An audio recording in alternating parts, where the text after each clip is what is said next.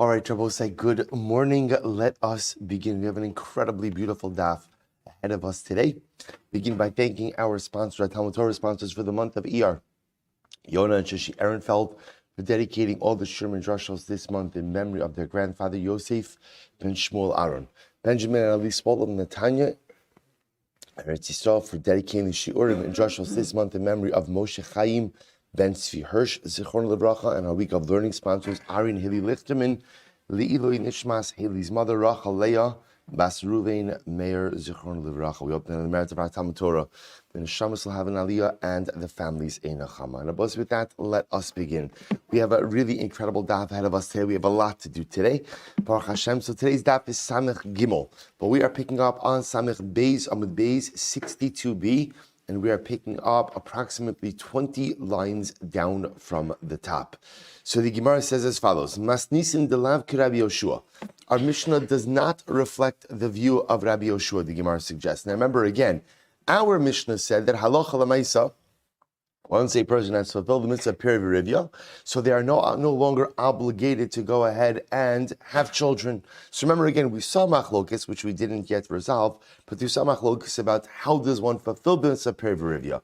Beis Shammai, 2 boys, Beis Hillel, a boy and a girl, but everyone was unified in the approach of saying that halacha l'maisa, once you've fulfilled the mitzvah, there is no longer any obligation to further build one's family. Our Gemara just points out over here that there is an alternative view, and that's the view of Rabbi Yoshua. What does Rabbi Yoshua say? Rabbi said, listen to this Gemara. This time Rabbi Yoshua Omer, Nasa Adam Isha Bialduso, Yisa Isha Biziknuso. If a person married a woman in his youth, and let's say again that what wife passed away or the marriage didn't work out, whatever the circumstances are, he should make sure to marry in his old age as well. Hayulo Banam Bialduso.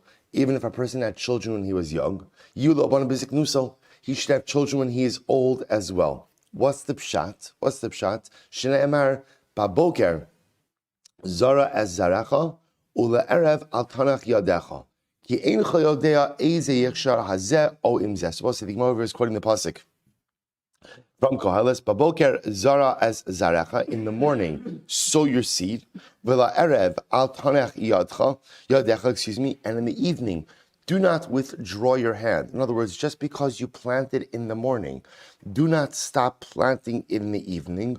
Now, I will say the planting over here, of course, Rabbi Yoshua's understanding as a metaphor. And the metaphor is for the creation of a family. Even if you created a family when you're young, don't stop creating that family when you are older. Don't withdraw your hand in the evening. Why not? And Rabbi Yoshua says something amazing. Ki ein chayodea Eza yichshar hazeh ozeh, because you don't know in life what will endure. What will endure? That which you create in your youth, that which you create in your old age. So because in life you never know what is going to endure, therefore what? Build, right? Create. Rabbi Shuzam had a family. Create a family at all stages. Vim shteim kachad. And if both of them endure, then tovim. Wonderful, good for you. So what's Rabbi Yoshua therefore takes this life view that halacha l'maisa, a person should establish a family at all stages of life for one simple reason: a person never knows what is going to occur. A person never knows what is going to happen, and therefore halacha l'maisa never knows what is going to endure. Rabbi will say, listen to this. Rabbi Akiva Omer. Rabbi Akiva takes this same sentiment. Rabbi will say, here we go. Rabbi Akiva takes this same sentiment and applies it not as much to family planning or family building, I should say, but rather again to one's spiritual life as well. Lama Torah bialduso, yilmo Torah biziknuso. If a person learns Torah when they're young, a person should make sure to learn Torah when they're older as well. Because we will say, in other words, Rabbi Akiva says, a person should not rely on the spiritual accomplishments of their youth to sustain them through their old age. Even if you're spiritually accomplished when you're young, make sure to further those accomplishments in your old age. Similarly, if a person went ahead and established students when he was young, person should make sure to establish students when he's old as well. Baboker zara as zaracha. So we'll say Rabbi Akiva quotes the same pasuk. It's the same motif that, right? Even if you sowed your seeds in the morning, continue to go ahead and sow the seeds in the evening. For at the end of the day, you never know what endures. So I just want to point out, Rabbi Akiva and Rabbi Yoshua taking this same theme, but really utilizing it in two dramatically different ways. Rabbi Yoshua is using it in terms of how one structures their family life. Even if you had children when you're young, have children when you're old. Even if you are married when you're young, make sure to be married when you're old. Right? Because in life, you have to keep building your mishpacha, because you never know what happens over the course of life. Rabbi Akiva takes the same sentiment, but applies it to ruchnius. Even if you're spiritually accomplished when you're young, make sure to continue your spiritual accomplishments in your old age. You had talmidim when you're young, make talmidim in your old age. You all say, here we go. Amru, Shnei Masar Elef Zugim Talmidim Hayul Rabbi Akiva. Rabbi Akiva had 12,000 pairs of students, 24,000 Talmidim. Migvas Adan Tipris. So Rashi points out over here that Gvas Adan Tipris is Ben Ayaron Salon Hayukulam. These are two cities, right? Two cities in Eretz Yisrael, from one end of Eretz Yisrael to the other end of Eretz Yisrael. The Kulon Meisu Beperek Echad Mipnei Shelo Nahogu Kavod Zelazeh. And all 24,000 Talmidim died because they did not exhibit proper honor to one another. V'haya olam shamim, and the world was desolate. And I will say, what's the pshat? The world was desolate. Remember again, Rabbi Akiva's students. This was the olam haTorah. This was the olam haTorah. This was the world of Torah. This represented practically the entirety of the Torah community. They were wiped out. So Rabbi say after the last of Rabbi Akiva's students passed away, Rabbi Akiva once again came to a new group of rabbis in the south of Eretz Yisrael, and he taught them. And who was this new group? Rabbi Meir, Rabbi Yehuda, Rabbi Yossi, Rabbi Shimon, that's Rabbi Shimon Bar Yochai, Rabbi Elazar ben Shamua, the Heim Hamidu Torah Osasha. And Rabbi say it was from these 5 students that Rabbi Akiva rebuilt the entire Torah community. So Tana, the Gemara says, when did they die? Tana Kula Mesu, Mi Pesach Va'ad Atzeres. They all died between Pesach and Shavuos. Rabbi say, again, incredible that we're learning this Gemara today. 23rd day of the Omer, Rabbi say. This is the story that occurred during these days. This is the Avelos of Sfira, the death of Rabbi Akiva's 24,000 Talmidim. So the Gemara says, Amar Rav Chaim bar Abba, Vitim Rav Chia bar Abin, Kula Mesu Misara. They all died from a very difficult death. Maihi, Rav Nachman Askara. So we'll say Askara is the disease that the Gemara describes that the airway constricts, and that's how a person ultimately dies. A very serious death. So I will say there's so much to say about this Gemara, but I just want to point out 2 things. Number one, that how amazing is it when Rabbi Akiva comes along and says, Lama Torah bi'alduso, Yom Torah biziknuso, Asulo Talmidim bi'alduso, Yasa Talmidim biziknuso, that even if you're accomplished in your youth, make sure to have accomplishments in your old age. Rabbi Akiva is saying that because Rabbi Akiva lived that, right? Rabbi Akiva lost remember the story of Rabbi Akiva's life. The story of Rabbi Akiva's life was, he starts with nothing, amasses an incredible spiritual fortune, incredible spiritual success, loses everything, and then once again builds back. So I will say, sometimes, sometimes like people give you advice, and it sounds like very nice advice, but the truth is, it's not really advice it's advice that comes from knowledge, but not necessarily life experience. And then you get sometimes advice that comes from real life experience and how meaningful that is. When Rabbi Akiva says this in the Gemara Rabosai, he says it because he lived it. He says it because he practiced it. Rabbi Akiva is one who teaches us that life is filled with ups and downs, and you have to keep building, and you have to keep growing, and you have to keep amassing, and you have to keep accomplishing. And even when you fall down flat on your face and you lose everything, find the courage to get back up, start all over, and literally build yourself back again, build yourself up again. That's Rabbi Akiva. I will say number 2, and again, we don't have time to get into it now, but I just want to point out, there's so much commentary on what this means that Rabbi Akiva's students were not noeg kavod zelazeh. that they didn't exhibit honor to one another. I've always held to will say, whatever it means, it means what it says, which is they weren't respectful to each other. They weren't respectful to each other. But say it doesn't mean that they hurt each other. It doesn't mean that they harmed each other. It means they weren't respectful to each other. So we'll say the truth is we know what this means because this is reflective of a greater society in which we live, where one of the things that's most acutely lacking is just the common respect to people, just an ability to dialogue with dignity, an ability to go ahead and respect people even if they have differing views or differing opinions. And I will say, how incredible is it? 24,000 Talmidim passed away, not because they ate tarfus, and not because of Chil Shabbos, and not because of Lashon Hara, and not because of this, because they weren't nice. Because they weren't nice. We have to be nice. You have to be nice to people. You don't have to like people. You don't have to be friends with people. You don't have to agree with people. But we have to learn to be nice, to be Baalei Derech Eretz, who know how to just act in a pleasant way with other people. That is the simple avoda of Sfira, to become people who are noeg bekavod, who treat other people with Derech Eretz. That's all. That's all. You don't have to be a Rivki Menu and water all of their camels, right? You don't have to do that. But Lamais, just to be nice to every single person, have a mekabelis kol adam b'sever panim yafos. Let's go weiter. Says much more to say about this. Amar Nachman. Amar Masna. Halacha Rabbi Yoshua. Rabbi Masna says that halacha is like Rabbi Yoshua. Namely, Rabbi Osai, that halacha Lamaisa, even if someone did have children, halacha lemaisa, it's still good for him to marry again and to try to have more children. So the Gemara says, Amrab Tanchum Bachani Loi, Kol Adam has some beautiful Gemaras about marriage. So Kol Adam she'ein lo isha shari b'lo simcha. Any person who is without a wife lives without simcha. They will say, now what does that mean? No simcha? A person has simcha. It means a person's simcha in life is not the same if he's not married. Below bracha, below tova. So the Gemara goes through each of these. Below simcha, what does it mean if he's not married, he doesn't have simcha? Below bracha, what does it mean ultimately that halacha l'maisi lives without bracha? Dichsev la'aniach bracha el beisecha. So I will say the drashas are all the same. Wherever you see the word bayis or ohel, the Gemara understands it to be a metaphorical allusion to marriage, to a wife. Below tova, without good. It's not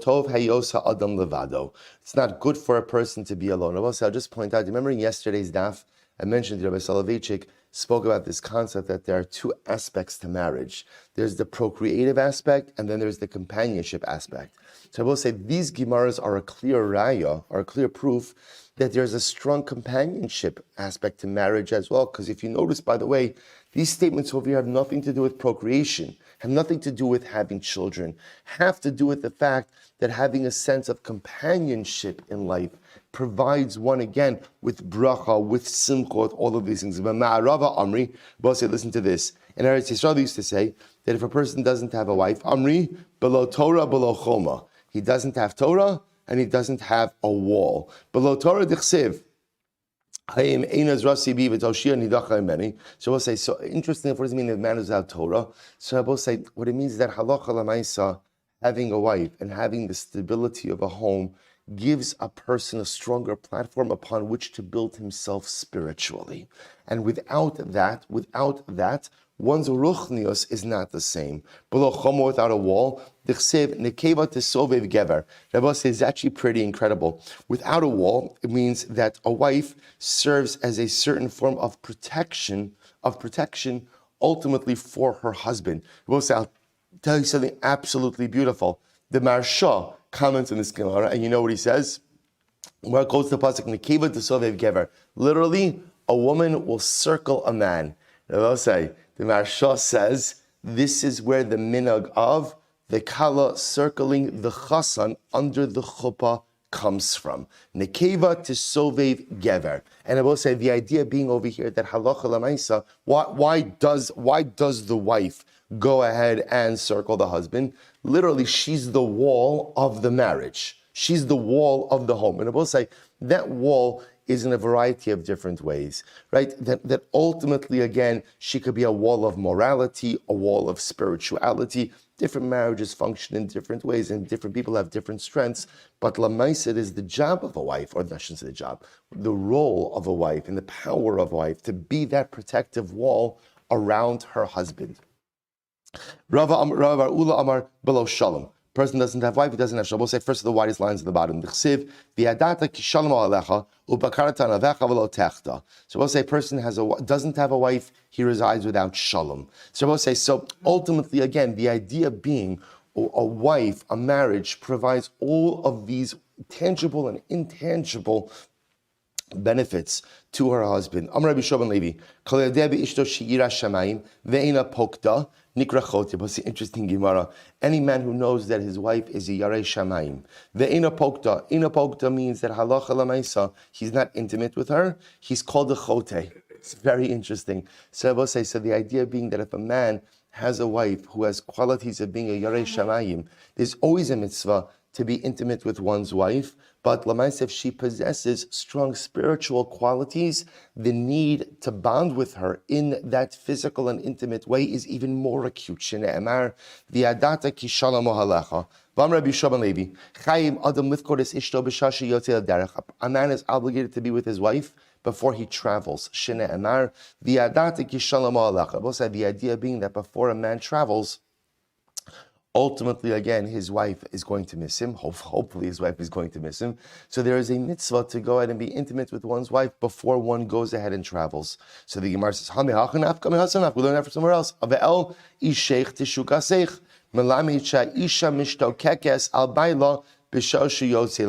We'll say, so we learn over here that often when a husband travels, a wife misses her husband. Amrav Yosef, lo nitzracha ela l'samach levesta. So it's actually interesting halacha that the mitzvah to go out and be intimate with one's wife before one travels actually is usurps another halacha, which Rabbi says as follows: that even if it's samoch, even if it's close to her vesas, the vesas is the time that she expects her period, the time that she expects to become a nida. The kama amarava ona. Rabbi said, listen to this. The halacha is as follows. The halacha is as follows. Normally, again, without getting into actual hilchos nida, from the Gemara's perspective, is like this. Let's say a woman for a moment has a regular cycle, and so she expects to become a nida, let's say at a particular day of the month. We'll keep it easy. She gets her period every 30th day. Every 30th day. So we'll say if she's exceptionally regular, even though she gets it the 30th day by day, that daytime is called an ona. Normally, the halacha is a couple is supposed to abstain from relations. That ona, that period that she's expecting to become a nida. So she expects to become a nida on the daytime of the 30th day, they should abstain.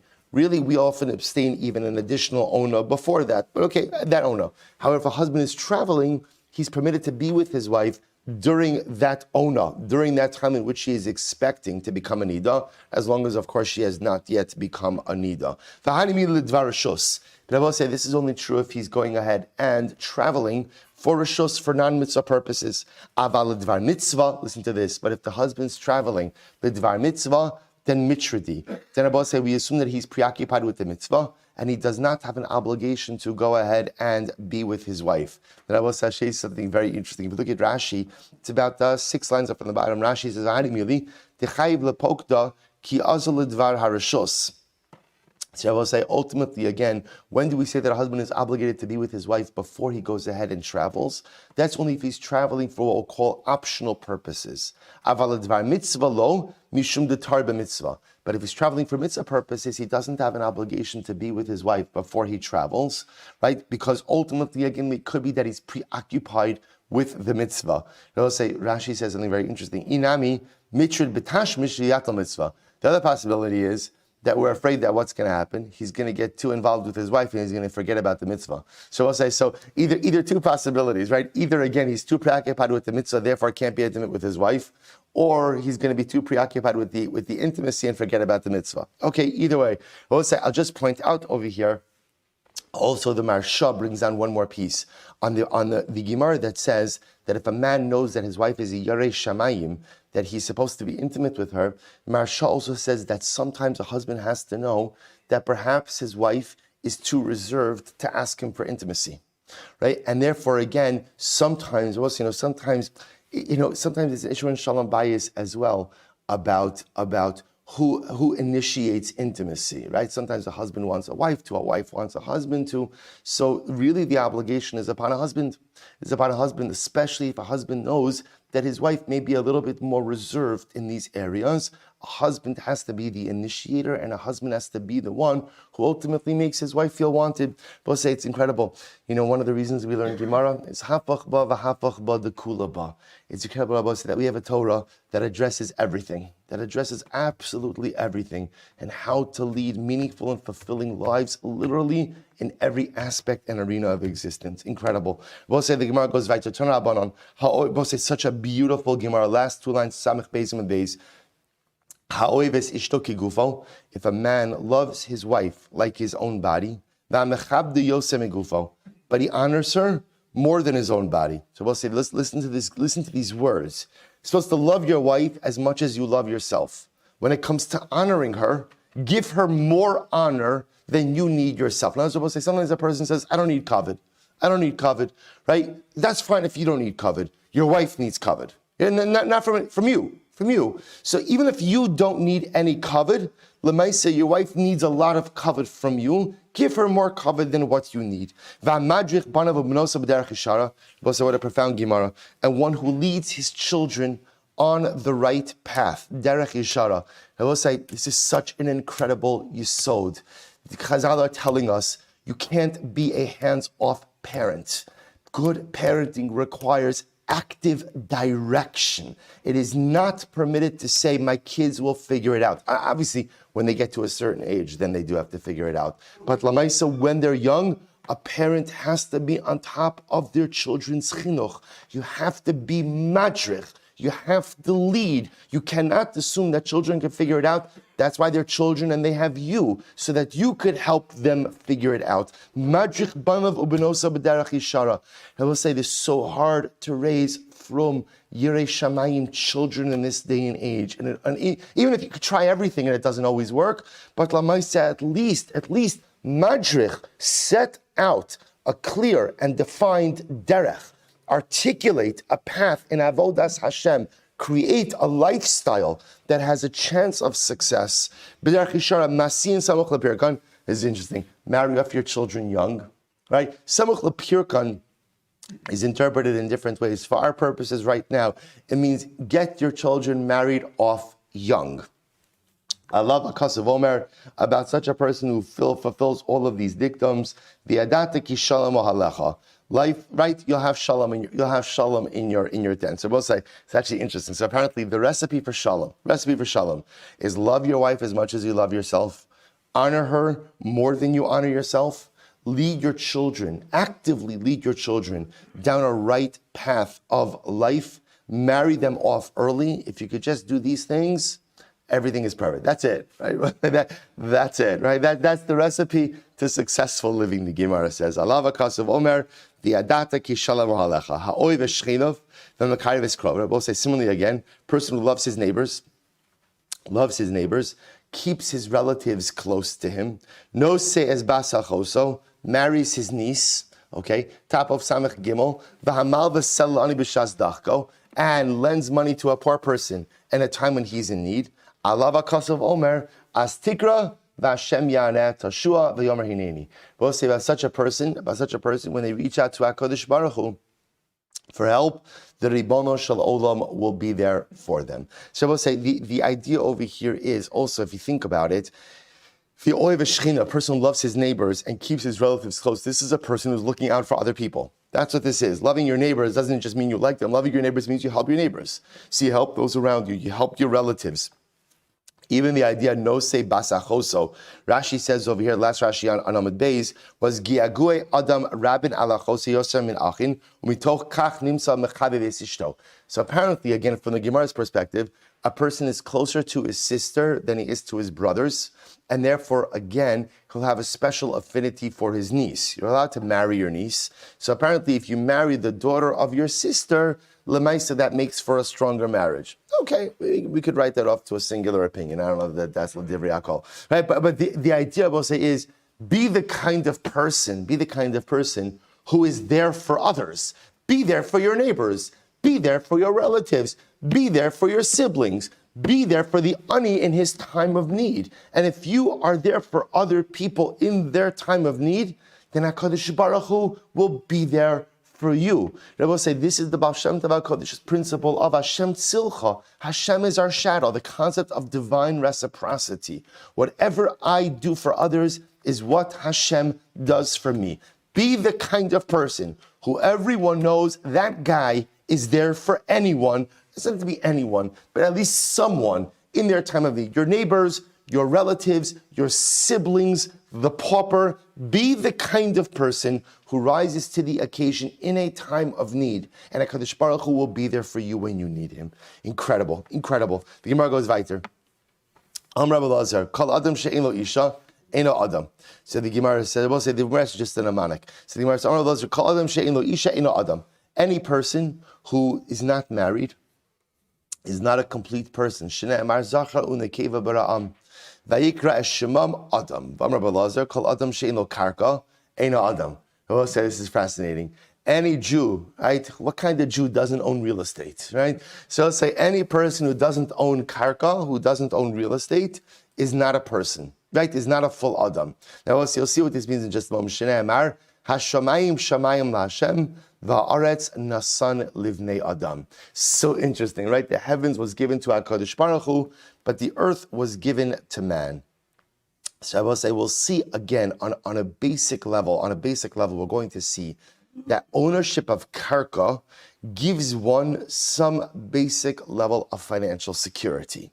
So the idea, the Gemara says, and what does it mean to be an Adam? To be an Adam means a mensch. What do you need in life to feel like a mensch? To feel like a mensch? Some level of financial security. A person doesn't have to be wealthy, but a person needs some level of knowing that their finances are taken care of in order to be an Adam. It's such a beautiful Gemara. What does it mean when the Pasuk says? Hashem says about Adam, I'll make him an Ezer, a helpmate, Kenegdo, corresponding to him, or opposite him, Zacha Ozarto. If a man is worthy, then his wife will be a helpmate. Lo Zacha, if he is not worthy, Kenegdo. Ultimately, again, she will be opposite him, a contrarian source in his life. I will say, by the way, what's also pretty amazing about this Gemara is what do you think? What is it that Chazal are trying to highlight over both sides, which is actually interesting. Again, I think what Chazal are often saying is when there are problems in a marriage, a husband has to first look at himself. Husband has to first look at himself. And has to, because we'll say the natural, the reflexive posture in general when there's a problem in life is that we like to deflect, right? Who did something? Who did something? So what Chazal is saying is very often the tone in a marriage is a reflection of a man's spiritual standing. If I'm holding in the right place in life, often my marriage will reflect that. And if I'm not holding in the right place in life, often my marriage will reflect that. It's a profound yesod. So sometimes when things aren't going as they should be, instead of kind of like the knee-jerk reaction of deflecting and looking towards my spouse, I have to look in the mirror and ask myself, am I firing on all cylinders? Am I doing everything I need to be doing? Could it possibly be that because I'm in a state of personal disrepair, that's coming out in my marriage as well? An incredible yesod. So he wants Rabbi Lazar Rami Ksiv. Rabbi Lazar contrasted two psukim. On one hand, it says kenegdo, or I should say kenugdo, vikarinan kenegdo. I will say now kenugdo literally means flogging or getting lashes, right? So it's vocalized. When you look at the word, it can be read as kinugdo. But we read as kinegdo. Zacha, kinegdo, lo zacha, min gadaso. I will say if ultimately, again, if a man is zocha, ultimately, again, his wife will be opposite him, helping him. If not, marriage is like an ongoing set of lashes, right? So I will say, so again, it's the same yesod, just a different kind of drasha. That the nature and quality and tone of the marriage is a direct reflection of the husband's spiritual preparedness. I will say, incredible. Ashkech Rabbi Yossi Le'Eliyahu. Get ready for this. Rabbi Yossi found an incredible Gemara. Rabbi Yossi he ran into Eliyahu Hanavi. He ran into him. Amrlei, Ksiv Selo Ezer. So listen to this, Shmuel saying. So Rabbi Yossi said, so Rabbi Yossi found the Elio, tell me. Pasuk says, Selo Ezer Kined Hashem said to Adam, I'm going to make you a helpmate, an Ezer. So B'ma Isha Uzarta LaAdam.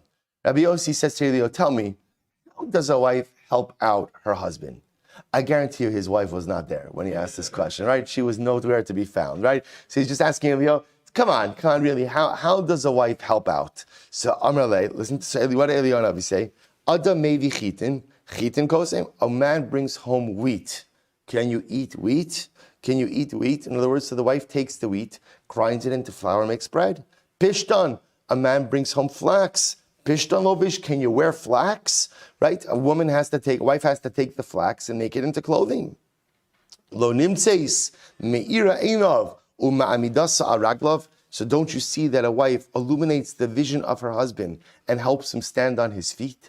So Rabbi was saying, the lashon here is very interesting, right? Because remember again, you have a similar Rabbi Yossi saying, tell me, how does a wife really help out her husband? So the Navi gives very practical answers. You can't eat wheat, you can't wear flax. Husband brings home the wheat, wife makes it into bread. Husband brings home the flax, the wife makes it into clothing. But then Elio says, you see from here, she illuminates his eyes, right? And she helps him stand on his feet.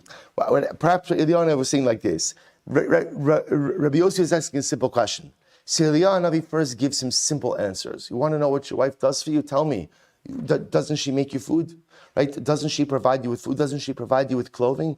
Those are simple everyday things.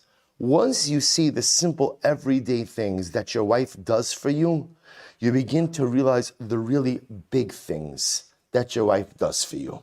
See, once you realize the food and once you realize the clothing, you know what else she does? Me'ira einov. We'll say, how often does it happen that in a good marriage, a wife allows a husband to see things that he was unable to see on his own? So often we get caught up like in our own dalaramis, we see things for what they are, and a wife offers the incredible ability to step out of ourselves, to allow me to see something. I can't step, it's hard for me to step out of myself. But my wife could see things in a way that I can't see them. And she's able to say them to me in a way that no one else could say it. That's me'ira einov. A wife is able to illuminate the eyes of her husband. We'll say, how many times does it happen that we fall down in life? We fall, we fail, and sometimes no one else knows our failures except our spouse. And no one else knows our missteps except our spouse. And in a good marriage, a wife is able to help her husband get back up in a way that no one else can. So Elianavi says, really, Rabbi Yossi, you don't know what your wife does for you? Well, first of all, on just a basic level, let's start with the simple stuff. She gives you food and she gives you clothing. But come on, she also helps you see things for what they are. She illuminates your eyes and she helps you get back up when you fall down in life. I will say that is the power. That is the power of a nurturing marriage. Amar Elazar, so I will say, remember again, so after the Baruch Hu creates Chava, so ultimately, Adam says, this time, with Chava, this time, she is a bone from my bones and flesh from my flesh. Melamed, Sheba Adam Akol Behema V'chaya, V'lonis Kara Daito. So I will say, this doesn't literally mean that Adam had relations with every single animal. What it means is that Adam tried a connection with every single animal. And again, I will say, remember, Adam knows, it's fascinating that Adam knows innately that he is not supposed to be alone in this world. So he tries to establish a connection with all of the animals. And there was no connection. Ad Sheba Chava, until Chava came along, and finally Adam felt that connection. We'll say, switching gears a little bit. What does Hashem says to Avram Avinu? And through you, right? And through you, all of the families of the world shall be blessed. There are two beautiful brachos that will come from you. Rus HaMoaviyah v'Naama HaAmonis. So we'll say this is incredible. Rus from Moab and Naama, who was the father, who was the mother of Rechavam, ultimately again from Ammon. Kol mishpachos Adam. So I'll say, even in other words, from Avram Avinu, even Avram Avinu's lineage applies even not directly through the Jewish people, even in Ammon and Moab, right? Who are from Lot, Avram's nephew, are also descendants of Avram Avinu. So the Gemara goes weiter. The Gemara says, Kol mishpachos ha'adama, afilu mishpachos hadaros ba'adama, ein misparchos ein b'shil Yisrael. Yevamos, here's a beautiful Gemara. All of the bracha in the world that comes to all of the nations that inhabit the earth, all bracha comes through Klal Yisrael. The world is blessed because of us. So the Gemara says, even the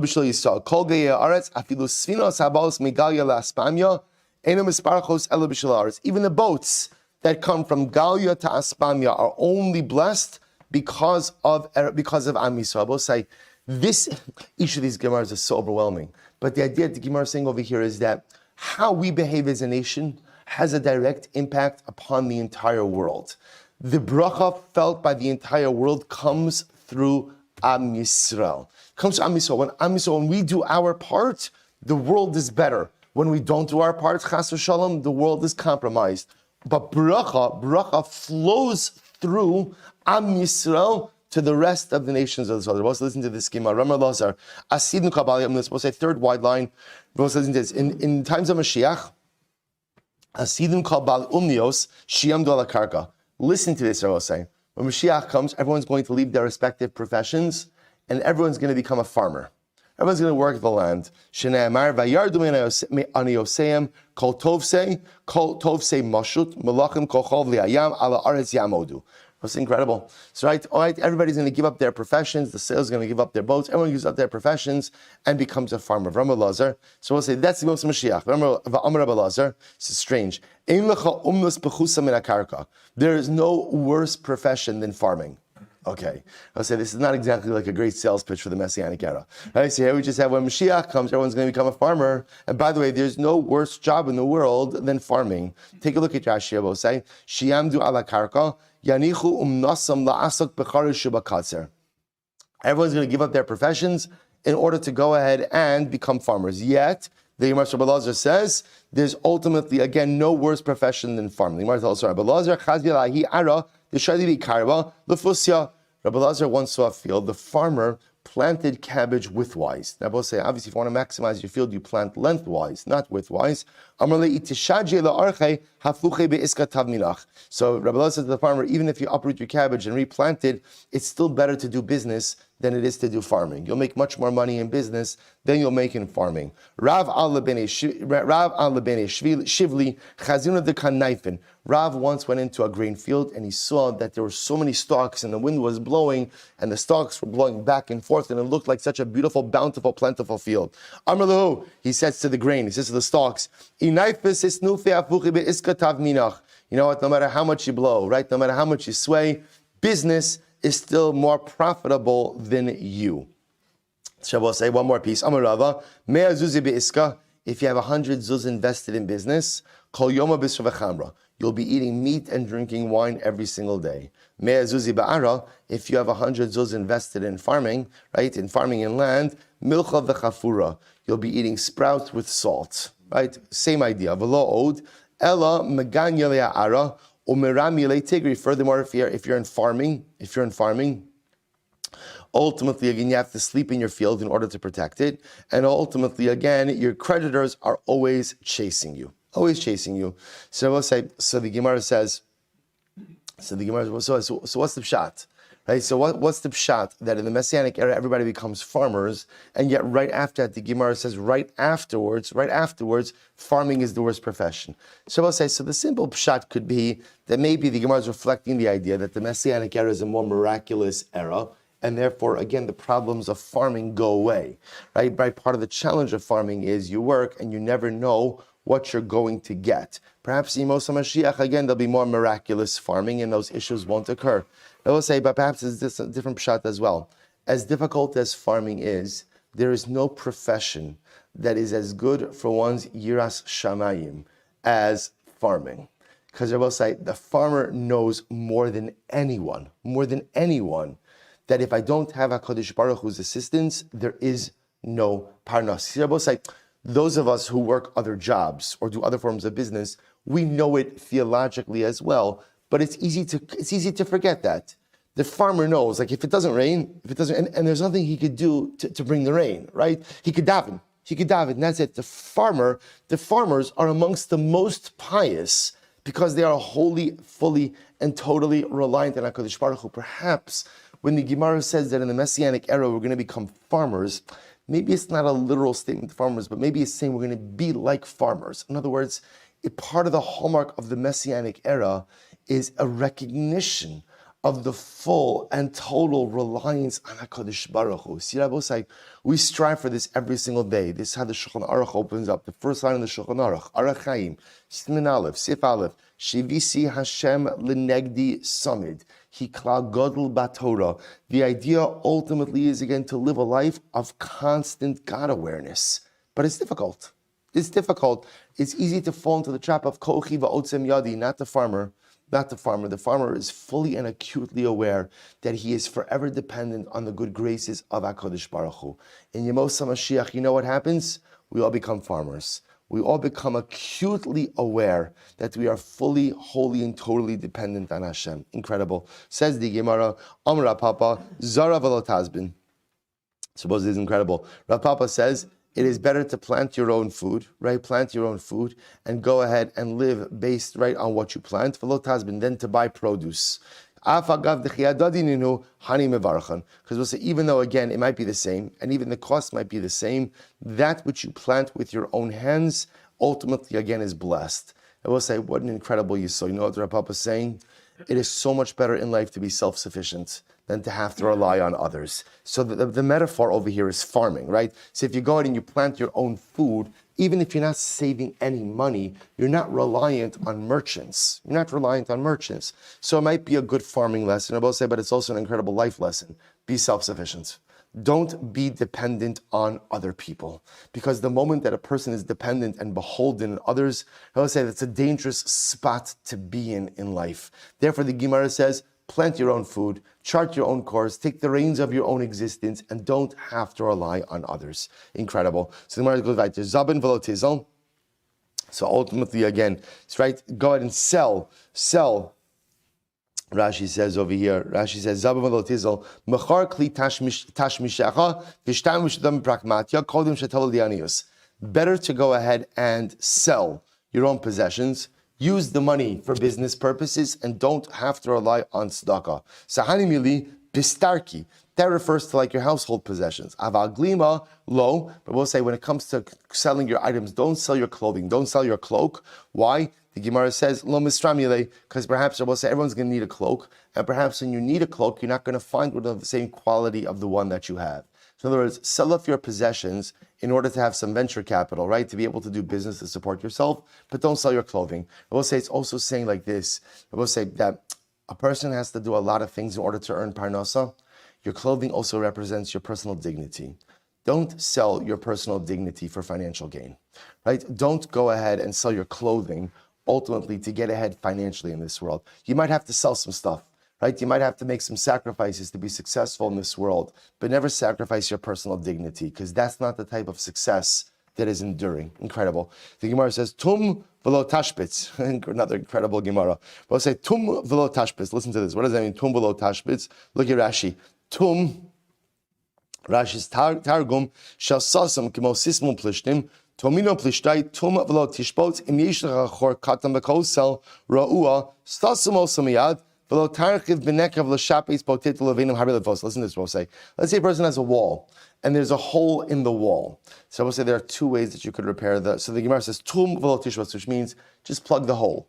Now we'll say, what does that mean? Sometimes if you have a hole in the wall, what you could do is cut out a bigger hole, right, and fill it back in with bricks and mortar. The Gemara says that ultimately, if there's a hole, just plug the hole. Just plug the hole. Don't start cutting out sections of the wall to try to fill it. I will say, so tum velo tishbas, shaputz velo tivni. If you feel you need to cut out a bigger part of the wall to fill it in, cut out a bigger part of the wall. But ultimately, again, don't knock it down and rebuild it from scratch. Why? Shekala osik bebinyan mismaskin. Because we'll say, ultimately, again, everyone knows those who engage in building is a losing proposition, right? Apparently, building construction is a loss leader. So we'll say, so therefore, again, the Gemara says, try to get by on smaller projects. So we'll say, what it also says is something amazing. I would say sometimes also the metaphor of the hole in the wall. Can be sometimes in life, there's a little something that's broken. Right? A little something that's broken. So we'll see, you know what happens sometimes, like when we have to do something in life, we begin to devise strategies. There's a hole in my life edifice. Okay, here's what we're gonna do. Here's what we're gonna do. First of all, let's get a focus group together. Let's get some ideas, how we're gonna fix this, how we're gonna do this. And okay, we're gonna change this. I'm gonna change that. I'm gonna start this. I'm gonna stop this. I'm gonna move here. I'm gonna do this. I'm gonna cut out this section. Just plug the hole. Just plug the hole. If there's a problem in life, just address it. Don't get fancy. You don't have to create a whole new system of living. You don't have to go in and create a whole new hashkafa, a whole new this, whole new lifestyle. If there's a hole in life, just plug the hole. Don't remove a section. Don't engage in a home improvement, a personalistic home improvement project. Just plug the hole. They will say subconsciously, no, I don't plug the hole. Why we love to make plans and cut out sections? Because they will say it's kicking the can down the road. Because here's the great part. You see, plugging the hole could be done in 5 minutes. Cutting out a section requires a whole avoda.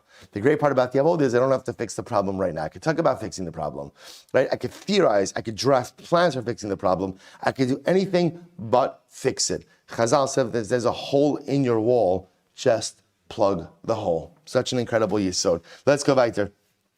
Must listen to this. We'll say, Kafetz Zavinara. We'll say, if there's land for sale, buy it.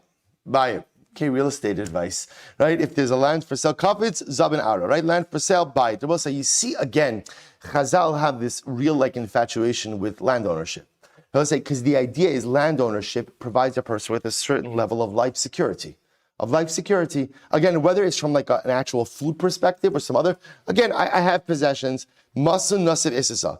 As much as you're supposed to buy real estate quickly, take your time with getting married. Now, that doesn't mean delay getting married. What it means is take your time. In other words, choose an appropriate spouse. Noch is darga nasiv issa. This is incredible. Better to marry down than to marry up. I will say, what does this mean?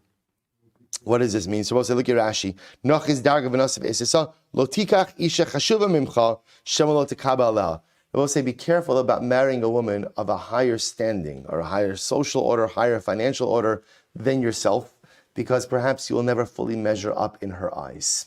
I'll say it's a very, very profound Gemara that sometimes if you know that a woman is coming from a particular place in life, you have to know, right? Are you ever going to be able to measure up to that which are her expectations?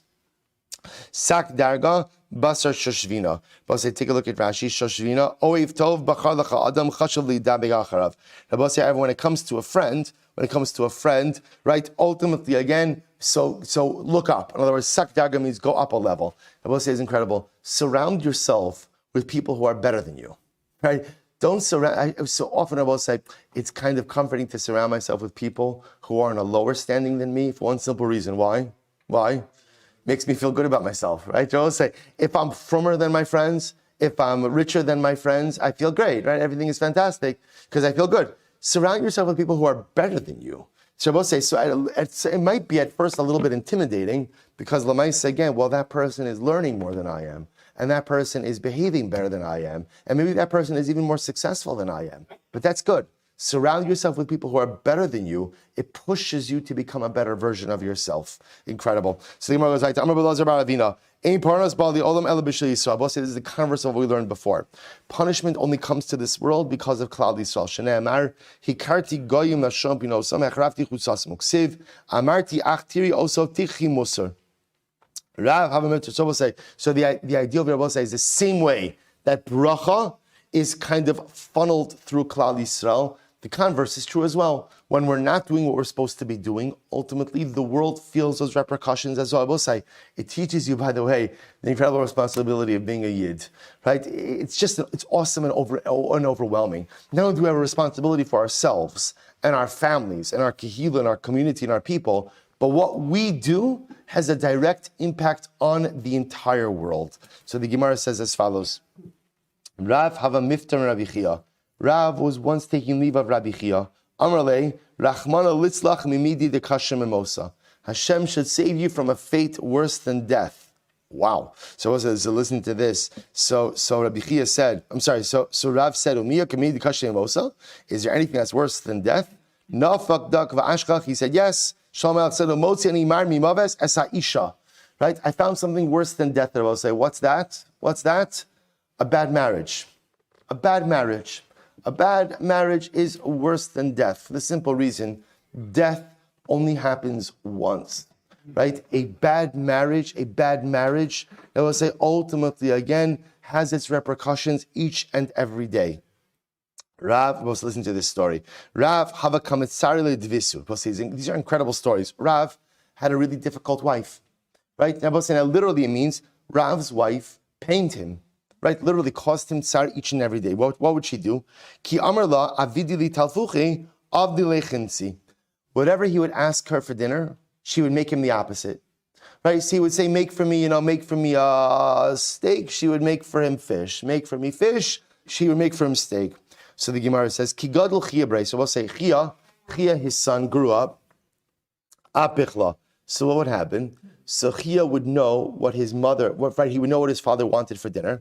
So what he would just simply do is he would tell his mother the opposite. The son would tell his mother the opposite. So Chia knew that his father, that Rav, wanted steak. He would tell his mother, father wants fish. So it says, so Amrle, so Rav was really impressed because Rav finally saw, he thought that his wife was making him the dishes that he wanted. Suyalach imach. So Rav commented to Chia, his son, wow, your mother is, I see, really trying to work on this marriage. So Chia says, Dad, no, it's not Mom, it's me. I just tell her the opposite. Right? I tell her the opposite of what you want, and that's how you get what you want. So Rav said, that's what people say. Sometimes your children become smarter than you. Right? So Rav was thinking, why didn't I think of that? Right? Why didn't I just tell the opposite? So however, listen to this, Rabbi say, but Rav then says to Chia's son, At lo savit hachi. You, my son, don't do this. In other words, you're lying to your mother. So I'm asking you, I appreciate what you did, but I'm asking you not to engage in this behavior. Shne'emar lamdu l'shonam dvar sheker ava. So Rabbi says, listen to this. As appreciative as Rav was for what Chia, his son, did, at the end of the day, Rav says to Chia, don't do this. Don't do this because you're habituating yourself to lie, and this is not appropriate. I'll just point out something amazing. You think about this just a moment. Why does the Gemara have to tell us that Rav had a difficult marriage? Right? Why? It's such a personal piece of information that's here, right? All of Klal Yisrael will say, you know how many hundreds of thousands of Jews are learning about Rav's marriage today in Daf Yomi? Right? Hundreds of thousands of people will say, I don't want people knowing about what happens in my house, right? And here, Rav, everyone knows. Let's say, Chazal are teaching us that, by the way, having problems in marriage, you see, is normal. It's normal, it happens. And even great people have challenges in marriage, I will say. And even great people sometimes have rocky relationships, because relationships are difficult. Does this mean that their marriage was terrible for their entire lives? No. Were there many wonderful parts? We'll see. He'll say, but Lamaisa, it is normal to encounter difficulty and challenge in marriage. And I will say, sometimes, we said before, that, let's go back. There's so much to do here. Rabbi Chia, have a commentary divisu. Rabbi Chia, ultimately, I'm going to switch to TALMUD Yomi. Rabbi Chia, have a commentary divisu. Rabbi Chia had a very difficult wife. And literally, again, she made his life difficult. Mitzar, means she gave him tsar. Listen to this. Kevamashkach midi. But whenever he would find something nice for in the marketplace, tsarele besudre, he would wrap it up in his scarf. Umaisinila. We'll say, how beautiful is this? Whenever he would find a gift for his wife, he would buy it for her and he would give it to her. Amrle Rav. So Rav, his student said to him, I will say, it's also interesting, I will say, how all of these stories are right. Rav himself, who had a difficult marriage, right? We just saw before. So Rav himself said to his Rebbe Chia, Rebbe, she makes your life miserable. She will say, by the way, what's also interesting is how people saw the difficulties in their in these other people's marriages. So we'll say normally again, right? We always operate with the principle: don't argue in front of the kids, don't argue in front of other people, right? Everything should look like a storybook marriage. What happens in the house happens. It's interesting. I will say how again there was a lot of transparency in these relationships as well. And it was so Rav says to Rabbi Chia, why are you buying her something? She makes your life so incredibly difficult. Amarle. So listen to what Rabbi Chia said. Dayenu shemagadlos banenu.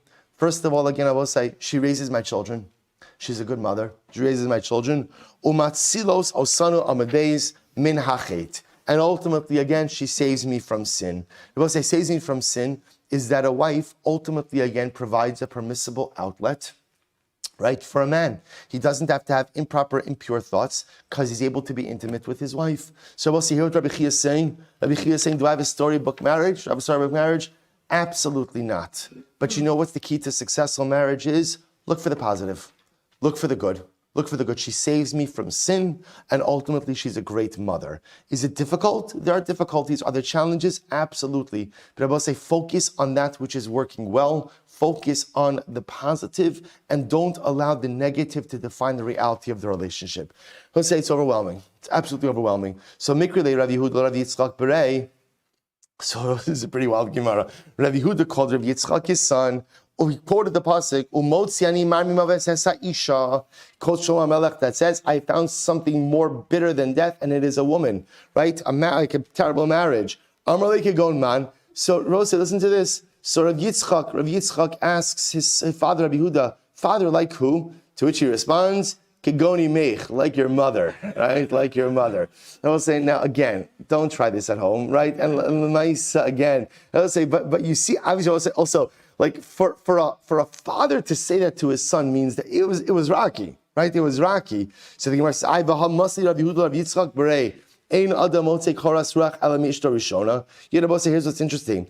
Same Rav Yehuda taught Rav Yitzchak his son that a person only finds life tranquility from his first wife. Shneimar yihi mekorech baruch v'samach meishes ni'urecha. So we'll say, yet there was another exchange, right? The other exchange was that Rav Yehuda said to Rav Yitzchak, his son, that a person really only finds true tranquility and true happiness from the wife of his youth, right? And again, once again, Rabbi Yitzchak asked his father, like who? And Rav Yehuda responded, like your mother. So one second, so which one was it? Was Rav Yehuda's wife the thing that was more bitter than death? Or ultimately, again, was she the source of his incredible tranquility? And I will say, listen to this, and the answer is both. So the Gemara says, Maskif tekifa va'abure me'evra b'mila. So apparently, Rav Yehuda's wife, when she got angry. And again, when she got angry, it was bad. It was bad. But to her credit, she was easily calmed. And when she was calmed with a nice word. And when she was calmed, everything was great. I will say also another incredible yesod, that marriage is rarely, right, everything great or everything bad. It's often this combination of both. There are good times and there are difficult times. And ultimately, again, successful marriage means the ability to manage. And I will say, how do you manage it? Like we saw, like Rabbi Chia did. Rabbi Chia looked for the positive, dwelled on the positive, bought gifts for his wife to recognize what she does for him and not to dwell on that which is broken. Incredible. So we'll say ultimately what's an example of an ishara, of a bad wife? Amra Baye, mekashtale taka or mekashtale puma, which we'll say literally means she sets the table and also she sets her mouth. What does that mean? That she makes dinner for her husband, but when he is a captive audience because he's eating, she like lets loose on him, right? She just it's a verbal barrage. And what is he supposed to do? He's captive. I will say, give any man a choice between a good dinner but having to endure a verbal barrage. Okay, dinner is dinner, right? You gotta eat, right? I'll say so Lamaisa again. So she has a captive audience. For the verbal assault. Rava says, Rava says, interesting if she sets the table, but she won't sit down with him. As a husband wants to eat dinner with his wife, so she sets the table, but ultimately, again, won't sit with him. By the way, I just want to point out, remember, the Gemara talks about what's an ishara, but the same Gemara also talks about that it's the husband's obligation to right the ship, right? In other words, it could be that there's an ishara, it could be that things are terrible. So remember again, we've had all these other Gemaras. Things are terrible.